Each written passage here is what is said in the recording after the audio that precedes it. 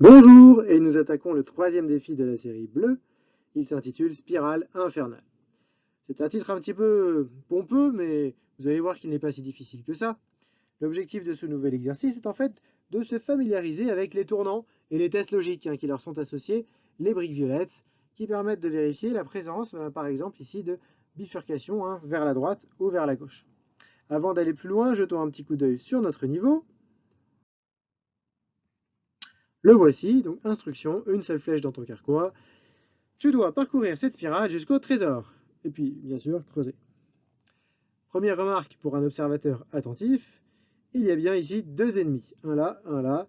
On n'a qu'une seule flèche, mais c'est une sorte de fausse route, de faux indice, puisque en fait les ennemis, bien, est-ce qu'on a vraiment besoin de les tuer? Je ne pense pas. Regardez, ils ne bougent pas, ils sont bien tranquilles dans leur petit recoin, ils ne sont pas sur le chemin qu'on veut parcourir. Bref, si on les laissait tranquilles, voilà, on va les mettre en grisé d'ailleurs pour bien montrer qu'ils sont là que pour la déco.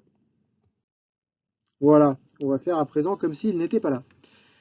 Et donc, sur cet exercice, vous allez sans doute rencontrer deux sortes de participants. Le premier, les premières sortes de personnes sont ceux qui ont, on va dire, bien compris la logique depuis le début, qui vont vous proposer tout de suite une boucle, une boucle infinie, tant que pas de trésor, on avance, on fait tout un tas de choses, etc. Et puis il y a une deuxième sorte de gens qui commencent encore à compter le nombre de cases. 1, 2, 3, ils peuvent compter sur leurs doigts. Ils tournent, ils comptent le nombre de tournants, ils comptent ensuite le deuxième nombre de cases, etc. jusqu'au deuxième tournant, etc. Donc si vous avez des gens qui font ça, bien, ça serait pas mal de quand même refaire un petit point tous ensemble pour bien réexpliquer la bonne logique. Parce que notre but, c'est d'avoir un programme, un code qui soit polyvalent. C'est un mot compliqué qui signifie un code qui soit capable de faire plein de choses à la fois, de gérer plusieurs situations analogues. Et qu'on va pouvoir d'ailleurs là pour le coup répéter du début jusqu'à la fin. Un code qui va savoir gérer la présence éventuelle d'ennemis, de tournants, même de trésors. Et il faut toujours s'imaginer que le labyrinthe pourrait être légèrement différent. Et c'est dommage de faire un programme qui soit extrêmement spécifique à cette forme exacte de labyrinthe, 5 cases, 4 cases, etc. Si on ne peut pas faire autrement, très bien, on fait un programme spécifique. Mais si on peut faire un programme polyvalent, c'est toujours mieux. On ne sait jamais ce qui peut se passer.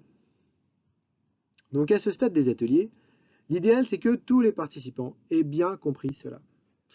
Ça tombe bien, ici, on peut tout à fait faire un programme polyvalent et on va voir pourquoi.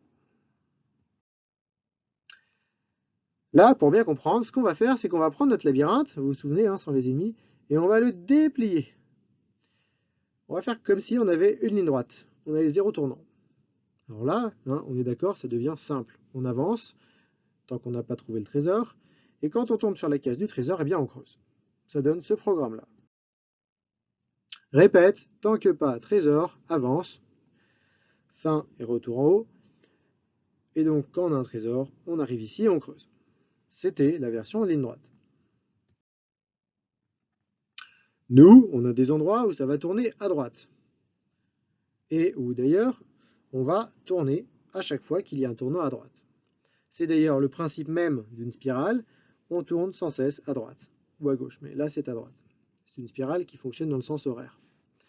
Donc ça vous donne la puce à l'oreille. S'il y a un chemin qui tourne à droite, on tourne à droite. Voilà. Des briques jaunes, des briques violettes. Allez, c'est parti. Je reprends mon code pour la ligne droite. Et là, je vais décaler mon sandwich rouge, les briques du bas, la brique fin et la brique creuse, pour pouvoir insérer ma condition jaune. Avant de mettre quoi que ce soit à l'intérieur, je fais bien attention d'insérer les deux briques jaunes, la brique ci et la brique fin, qui doit toujours être associée, pour ne jamais l'oublier. Ensuite, on va rajouter notre test chemin à droite, et là, je vais rappeler le fonctionnement de cette brique. Elle vérifie donc s'il y a un chemin qui part vers la droite du personnage sur la case où il se trouve. Si c'est vrai, alors je fais tourner donc là mon archer vers la droite. Là, au moyen de ma brique tourne avec la petite flèche qui tournait toujours vers la droite, et ça symbolise la droite du personnage et pas la droite du tableau où on a les briques. On continue ensuite la boucle, etc. jusqu'à ce qu'on ait le trésor. Nous avons bien les 7 lignes de code qui sont demandées. C'est bien le programme le plus court. On n'utilise jamais de flèche de toute façon. Et on n'oublie donc pas de creuser à la fin pour que l'objectif soit atteint. Alors, avant de finir ce tutoriel, une petite remarque qui a son importance sur la notion de chemin, à droite ou à gauche. Imaginons que le personnage soit ici, par exemple. Voilà, sur cette case-là. Et qu'on joue la brique violette, chemin à droite. Voilà, on l'exécute et on doit la traduire par donc vrai ou faux. Cette brique-là, elle vaut vrai, puisque il y a bien un chemin qui part à droite, celui du personnage, et qui se trouve ici. C'est bien la droite par rapport à la direction où regarde le héros, il regarde bien par là, et à sa droite, c'est par là. Ça veut dire qu'ensuite, on va pouvoir le faire par exemple pivoter vers la droite. Hop, il a tourné. Il regarde à présent vers le bas. Et là, grosse surprise, et oui, il y a encore un chemin qui part vers sa droite. C'est en fait le chemin d'où il vient, puisque sa droite, c'est là maintenant. Voilà, donc si vous n'avancez pas, et que vous êtes dans une boucle où vous vous contentez de pivoter et de tester s'il y a un chemin, eh bien le héros pourrait tourner à l'infini sur lui-même. Attention donc à ce cas-là. On le verra dans les défis suivants. Quand on a vérifié et tourné, eh bien, il faut quand même toujours avancer pour ne pas rester sur cette fameuse intersection. Voilà, c'était tout pour ce petit point de détail. Conclusion. Premièrement, on l'a déjà dit, c'est toujours bien de partir du code d'une situation qui est connue pour ensuite l'adapter. Et également, deuxième point, réfléchir à un programme aussi polyvalent que possible.